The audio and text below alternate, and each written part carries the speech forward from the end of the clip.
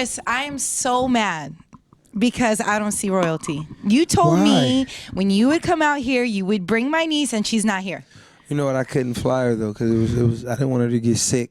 The doctor advised her because she has really bad allergies right now. So the doctor said don't fly her. So I was like, all right, I'm gonna leave her home with mama. Good answer. I like it. Chris, I'm so happy you're here. Me too. Me too. Now, the album, finally. Can't wait. Royalty. Now, when is the date so that we're all clear on when this great album's going to be out? Well, Black Friday, the pre-orders will be there. Okay. You know, so everybody can get the album early, a little bit of snippets and things like that. But the real date is going to be December 18th. Are you nervous?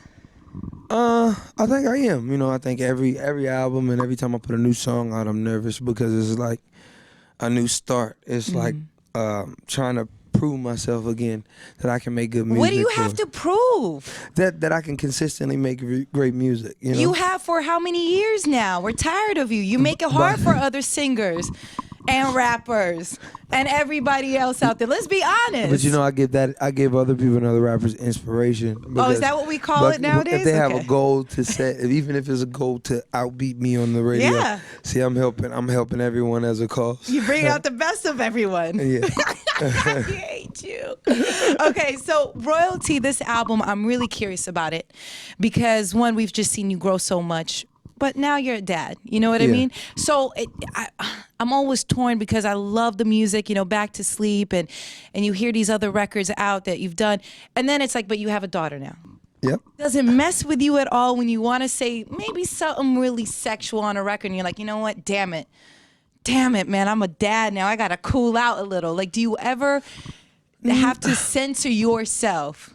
No, I don't think so. I think for me, like, with my daughter and, you know, most of the records that I make that are more sexual or whatever they are, you know, that's how my daughter was made. So, you know, so I would feel like I wouldn't change my whole regimen of how I move and how I act as far as the music wise. I think I'll do music that can appeal to all different ages and all different, you know, races. So some songs would be more conscious about, you know, love making, and then other songs could be, you know, right to the nitty gritty and be real, you know, dirty. But I feel like I won't change like my style of music or how I am. You know, I just would be a father in the same way. So I wouldn't just be humping and doing whatever in a video, like a sex video, and then have my daughter sitting on the sideline watching. Like, that's the, you know, never. You know, different environments, you know, have time for different things. Now, I want to talk about this a little bit as far as the album and music and everything. There was a time, now, just in case people don't know, Chris and I have known each other for so many years. This is my brother. So I've seen the hard times. I remember a time when certain people didn't want to get on a record with you. They want to help you out because you were, you know, at a bad place in your life. Yeah. How much has that changed now? Is everybody just trying to be Chris Brown's friend nowadays? Like, what's the climate like? I don't know, because I don't attach myself or need or depend on any other artist to kind of make me be myself. Oh, you never have. Absolutely. Yeah, so I think now it's all about different looks. If the song fits for somebody and I ask, can I get on the record? They either can say yes or no, and you know that's life. Does anyone say no now? I can't imagine anyone saying no now. Well, as around this album, I haven't really asked too many people to work because I think this body of work had to really define me as a man, where I'm at in my life right now. You know, so that's why I named it Royalty, because you know that's the biggest part of my life right now, my daughter. But as you hear these songs throughout the album, you hear what I've been through and what I've learned and where I'm trying to go. Yeah. All in one. My past, present, and future, all in one album. So, would you say if someone listened to this album, they would truly understand Chris Brown? I think I'm really just focusing on great music. I think our audience is very desensitized, or even myself, to just anything. You can put out a record and say nothing in it, and then it's like, hey, we love that record just because of the vibe. I think with me, I didn't try to overthink it and try to make too many deep records and stuff like that. I wanted to make music that translated to me, and made me feel good, as well as translated to all facets of audiences, in more different cultures, and also the African American culture as well. Yeah. And it's mostly, it's like I make a painting. Like if I paint, I can paint anything I want. Yeah. But every individual person is gonna interpret it different. Yeah. So when I look at that like my album. When people listen to my album, certain people are gonna like one song more than the other. Certain people are gonna hate a song. It's everybody's opinion. Now, the Chris Brown we knew years ago, turn up, hey, spaz on Twitter, what? You got something to say? Now it's like it's cool. Not saying that you've just been like, you don't care. It's just you're dealing with it differently. Was it the birth of royalty? Like, is this all because of her, or is it just like everything put together? Well, I think it's a combination of both. Yeah. It's like, how can I say it? I would say me learning from my own experiences and, even doing my own dirt at certain times. I can't really judge anybody else, or I would be crazy to even judge anybody else, because everybody has their own path and own goal where they need to go. And a lot of times, like even with the interview, with me and Tiger, like it was based around my insecurities. Mm-hmm. It was based around what I didn't like, or whatever. Trying to And make you an also issue. were trying to have his back, Chris. Yeah, I was trying to have his back as his boy, but Yeah. like I had to find out what's the underlying meaning, and it's mainly insecurities. Like everybody has it. For me, I was insecure about what people thought about me. I was insecure about how my peers treated me.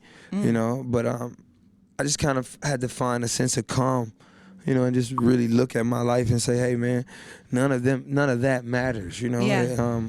What am I gonna do to make a difference and make a change? And I think we doubt ourselves sometimes as humans, and that's only based on our fear. Yeah. People doubt you. You might have people say, oh, you'll never be able to do this, you won't do that, and they're giving you a limitation because of their fears and their boundaries in their head. So with me, I had to just really stop focusing on bullshit. Yeah. Yeah. I had to just kind of be like, let me just focus on what I'm great at, and not try to dim anybody else's light around me. You're growing up. Yep. Look at you. I'm all right. I'm all right. Listen, you all right. We ain't gonna give you that much credit, because tomorrow's a new day. Yeah, but I might spaz tomorrow. you might have I'm feeling great today. Now, I want to know if it at all hurt your feelings when you hear your ex, for example, Karrueche, mention something along the lines, to an interview that, hey, she might have not been getting work because people viewed her as weak because of a relationship with you. Does it hurt your feelings that even though you guys don't talk now, that she might feel this way? Or do you feel like, hey, if that's how you feel? I mean, I would be honest about it. If it did hinder anybody's job or anything that I've done with anybody, I make my mistakes, and I'm totally in acceptance for any wrongs that I've done, but I just can only wish and hope the best for that person and everybody else, whoever I've messed up lives or jobs or hindered or whatever the case may be. I can only apologize if that's how they feel, you know. But it's just more blessings and much success to them. Yeah. And I even think that the same thing goes for Rihanna when she as well recently spoke about how she wanted to try to save you or change you, whatever the quote was. I just feel that I've honestly proud of you. You've never come out, you've never talked anything negative about either or of them. And I think that just shows so much maturity, man. Yeah, it's life, man. I think everybody has to go through certain situations, and where I'm at in my life, it doesn't consist of me making a play or being negative or even speaking on certain people or having an issue to speak on them. I really just have to focus on me and just wish everybody else the best of luck. Yeah. Let's talk a little bit about royalty. Yeah. When you first found out you were going to be dad, what was your first reaction? You know how you on a roller coaster, right? Yeah. And it's about to go down, and you're like, man, oh man. It was that at first, but then I got a chance to really sit with myself and pray, and then really sit and see my daughter, and I was like, you know what, I love it. I'm cool. I'm not gonna be that statistic. I'll be the dad.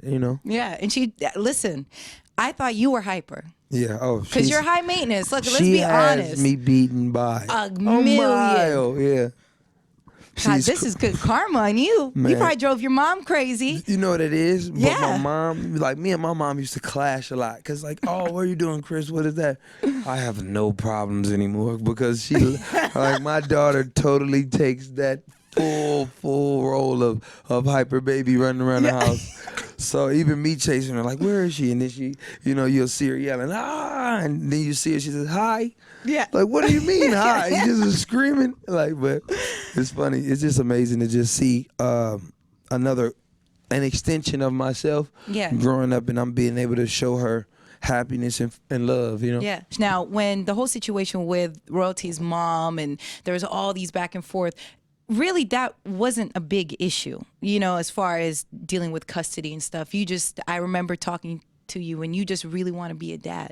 Yeah. I think that's it. Like, I think with the whole custody battle, it was just me being able to be in my daughter's life. I think a lot of the times, people or even young black men, we don't accept our responsibility because we're too scared, we're too young, whatever it is. And I just wanted to show people in any situation, God gives you certain things to either deal with or run away from, and I think dealing with it shows more character and shows your growth as a man. Absolutely. And you and Royalty's mom, great. There's no issue. And there's no issue. Like, we never had a relationship. We didn't even have like dating like that. It just happened and it happened. And you guys are co-parenting, and this is great. Yeah, co-parenting and just doing what's best for our daughter. Yeah. Do you get nervous when Royalty's gonna grow up? You're like, God, I hope she doesn't date someone like me. Be honest. Yeah. Absolutely. I feel like, for me, I'm always gonna have my concerns, but I think the relationship that I build with my daughter now, into the time where she'll be, looked at as an adult, and she's trying to do different things, and because we have to face it. They're not gonna just listen to you. No, like, especially don't do that. her. What? Yeah, especially I know how I was. She looks just like you when she's grumpy and tired. Same oh my facial God. expressions, everything. Yeah.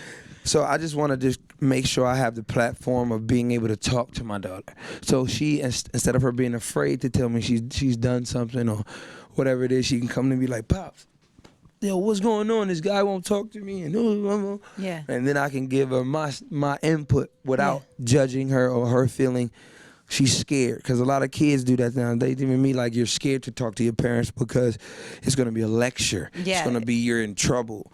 It should be an understanding. If she talks to me, and then she takes the information I give her, it's still her choice. I'm not gonna be able to walk her through life. Yeah. I can give her the tools right now until she's old enough, and then let her give her chances to mess up and make mistakes, because that's the only way we all gonna. You sound like really understanding right now. None of this is gonna happen, but okay. With my daughter, I'm just saying that's what I'm trying to strive to right now. You hope we can get that, yeah. Yeah. I hope. I promise. I hope. We'll see prom night. We'll see how this all goes. So, Chris, do you even care to be in a relationship right now? Like, what are we feeling right now? I mean, for me, do you want a love life, or what's going on at this point? Well, like I'm more of a singer, R&B kind of guy. Yeah. So, in those words, of course, I think everybody wants to be loved and appreciated. I said, but sometimes you have seasons or you have points that stop you. Yeah. And then bring you back to reality, because you might not appreciate it as much. You know what I'm saying? You might not have focused on it or really cared. It was just a comfortable situation. So I think for me, like with my daughter, being able to see her, like, it's hard to just bring random girls around my daughter. I wouldn't just want to just bring just girls I meet at the club. Here's my daughter. No. I think the person that I will find, or whatever it is, has to understand me, and then I will have to understand them fully. It has to be a mutual thing. So it's just, for me right now, I'm just letting anything happen. Like, if it happens, it happens. If it doesn't, it doesn't. Even if you wanted to have like a simple relationship, could it ever really be that for you?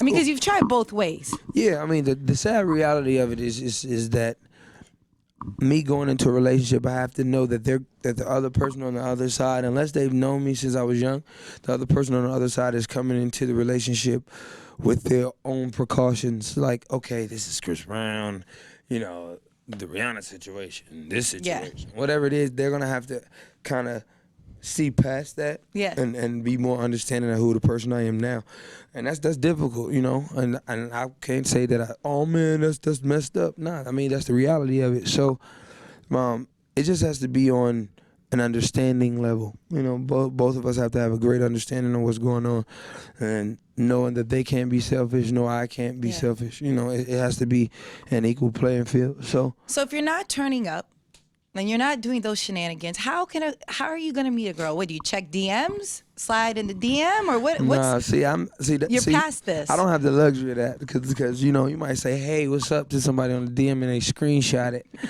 and Yeah. then you just like, okay, I guess you're not the one I wanted to talk to, but for me it's like Yeah.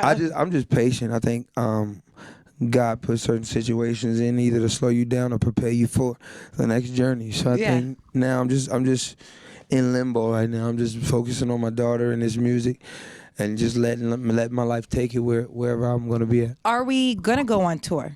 Tour definitely. We have actually in the next couple weeks we go overseas to Australia and then come back. Then it's the United I States remember tour. Australia. I remember when there was those fake rumors that were saying that you can't go to Australia. Yeah, you know, It's and weird and that with you're that, going.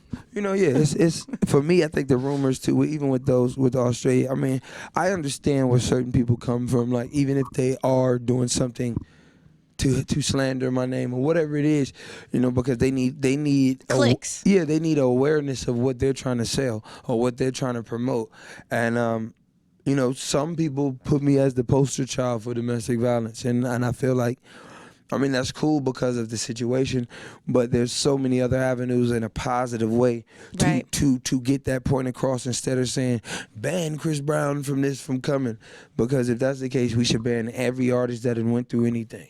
You know what I'm Absolutely. saying? You know, we pick and choose who we want to be the villains, and then we go off of that. And then some people might join the bandwagon because they're afraid to step outside the box and say, hey, man, I like this person's music, because they don't want to be an outcast. Does it get exhausting? I mean, or are you just so you know, used to the slander now? yeah, I mean, it's like once you expect something to happen, you're not as insecure and you're not as mad about it. You know, I made peace with my past.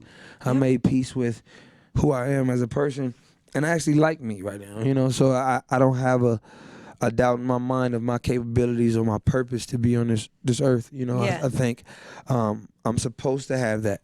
It has to be a negative with a positive. Yeah. You know, so people might say, hey, we don't like him because of this, and this is our organization.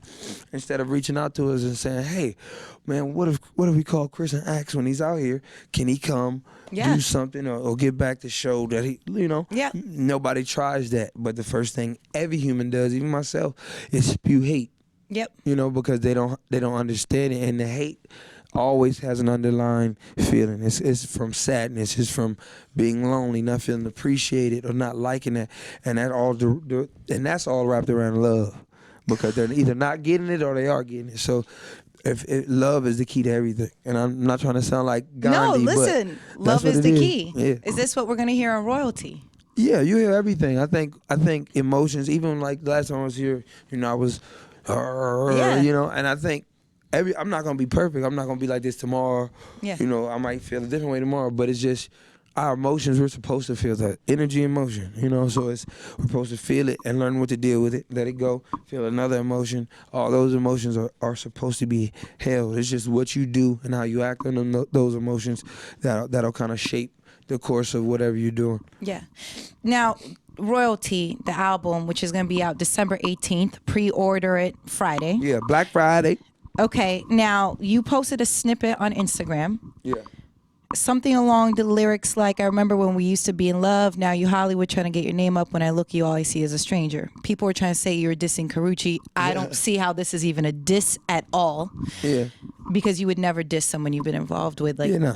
For me, that was actually, you know what it is, and that song's not even on the album. See, that's the funny It's thing not. about it. Good. But because when I do records, I always do anything that I'm feeling. I might be in my bag one day. I might be really happy, really soft, whatever it is, and the beat will make up something as we go. Yeah. So when we're in the studio, I just did a song with Tiana Taylor, and it has like a Dina Howard kind of sample in it. And I was like, oh, this jamming. And then after that, we started doing another song, and the beat was dope. So and I just go in and freestyle and write certain songs, and I like it, so I put it on Instagram. I'm like, hey, you know. And it's not even a diss. It's I not, just want to yeah, address it's no diss. I think with me, music is music. If I go say any description of anybody, it's gonna they're gonna make an association with exactly. everything. So for me, it's just that, and that's one thing I don't care about. I don't want to just focus on people to be like, oh, he's talking about this person. I'm not, but if people are thinking about that, cool. Well, get this album, and then you make your own interpretation of whatever you want. Even if you say, "Oh, he's a bad guy, he's a good guy," you can make your own judgment. You will anyway. So, And that's the reality of your music. It's you. It's about you, your life experience. So what if you're talking about what you've been through at the same time? It's like, okay, yeah, and yeah, and in certain situations, you that's what music is. That's a way for us. That's the way for artists to creatively get their feelings out or Yep. or get their point it's across. their So, therapy, man. you know, and I think a lot of artists kind of, even myself, we just trying to fit the mode and remake songs or do something that we can do like everybody else instead of finding an individual niche to say, hey, I'm just doing this. I like this record. Hey, this is what I want to promote today. This is how I want to move. And we kind of get confused because we're trying to please everybody all the Yeah. time, you know? And that's not really the case. Like, Yeah. you already have people's attention. People, when you tweet something, you know, you might tweet something like, hey, man, God bless you all, guys. I hope you all had a great day. Yeah. And you might get 200 retweets, 2,000 retweets. But then you say, man, F the world. I'm going to beat up this person. I'm going to do that. And you have 1 million retweets because people want to strive off negative energy because there's no hope today. Yeah. There's always false hope, and the people who are given hope or trying to be leaders either get Killed. Killed or blackballed, or nobody wants individuality. They preach everybody's unity, freedom, but all of that comes in being your own person. Absolutely. You know what I'm saying? You can't be sheep all the time. You know, it has to have. But everybody's job is important. Whether it's the Starbucks guy that makes your coffee, Yep. whether it's the convenience store guy. Everybody helps everybody. Taxi cabs, everything helps everything. And it might be a different label or a different price on somebody's task, but that's only because that's what we allow. That's what we make ourselves believe. We're only good enough to achieve certain things in life or this certain level of consciousness because everything on the surface tells us that it has to be that way. You know, and that's not true. So I think with my music, I try to show people no matter what I'm going through, no matter how many stones get thrown at me. And that's a lot of stones. You know, I mean, that's Hey, it life. ain't none. It's cool, but I just feel like that's the way to just always get my point across. Never give up, you know? Yeah, you could have easily walked away from it all. Yeah. But you're just like, you know what? I'm a good guy. I'm going to give you my music. And you know what, Chris? I love your tweets. I love what you've been talking about. Now, you talked about something that's very sensitive, speaking from your end, black male, the stereotypes that you have to deal with and you being a father. What's inside of you that's got you feeling this? Because look, there's a lot of other people in that position that have a platform that are too scared to talk about it. Yeah, and that's what I mean by conformity when I say that. Yeah. People who have the position to talk about it. By no means am I a politician. By no means am I trying to run for governor or run for president. But give yourself some credit for being aware at the same time. I think consciousness is something we have to develop on ourselves. Yeah. Because everybody's out here looking for the American dream, or everybody's out here looking for certain goals that are unattainable, or they may be attainable, but you have to do certain things to get to it. And I just feel like whatever makes you internally happy, you go for it. I don't care if it's weaving or whatever it is. As a young black man, I've been able to deal with the bull, so to speak, Yeah. instead of being and my life being televised for everybody. Yeah. So I think tattoos all over, gang affiliations. I was going to say, sometimes you looking out for your friends and, being that I know them and I know how much they care about you, I think the frustration is, why can't you be positive? Why can't you give back without it being gang affiliated? Why? Do you know what I mean? It's almost like they don't want to see a brotherhood. You know what it is? I think people are afraid of what they don't understand, man, and that's totally fine. I think at the end of the day, our consciousness lies in what we try to do with the people we are around or who we influence. I'm in Los Angeles, the land of the gang members, Yeah. So then that's where it kind of started. So I feel like I might hang around with people who are dangerous or Yeah. deemed outcast or nobody, but when they're with me, they see a different way of life. Hey, we were going here, or we doing this job and doing that stuff, or whatever it is. It's not me sitting there funding the hood with Yeah. guns or drugs like Come on. that. No. Like I don't even want to get too deep Yeah. into it and say who does do that. Yeah. But Yeah. Well, the, that's yeah. the signs are there. But I feel like everybody has a stereotype and everybody has a way of living that always like comes off of doubt. It's just from doubt, them doubting themselves never to be able to be good enough to do this because of the situations in life. They're not able to do this because they've been brainwashed to say if you get this and you get this and you get this, you're the man and you've made it. When that's not what life is about. It's not about material things. It's not about money. I've been brainwashed too. I like money. I like I was jewelry gonna say. and everything. But once you start to realize that that's not what's going to internally make you happy, it's the relationships and the lives you change, as well as the kids you bring up, and that inner peace, so to speak. Once you understand it, you really all the other bull doesn't really matter. And I'm just learning it, so it's just like cool. I'm still like my nice stuff now. Don't get me wrong. Yeah, listen, I see the watch, I see the ring, man. If but you don't want it, I mean, I would say it like this: if I walked in the street and I just happened to boom, drop it, and it just rolling that through the sewer, and I happen to grab it for that split second, I'm gonna be like, oh man, I lost that ring. Blah, yeah. blah, blah. But in a week, I'm not gonna care. You know what I'm saying? Because it's only for right now. It's only as much as I put on it. It's only as valuable as I make it. You know what I'm saying? Who are you right now, Chris? I don't know, man. I'm so proud of you. Inner peace and losing a ring that costs more than just about everyone's like pay grade for the whole like 10 years of their life. But listen, I'm really happy for you. Now, with the inner peace, maybe people in the past that you didn't see eye to eye, have you closed those doors, or you just like now you're in a space of just forgiveness? For example, last time you here, people were talking about how you felt about Drake, but really, I know you really weren't tripping. Do you get what I'm saying?